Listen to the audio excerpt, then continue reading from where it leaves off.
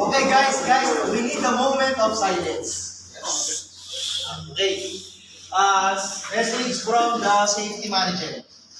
The safety manager, Mr. DJ Yul, would like to thank every one of you for a job well done.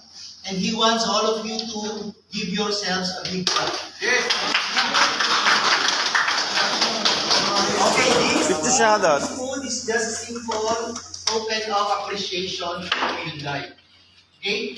And since Christmas is just over yesterday, and we are approaching 2025, we hope that we still do our best this coming year. Okay?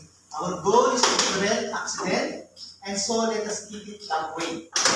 Keep your eyes on the job site at all time, and please pay attention to small details. Accidents start from small details. Right?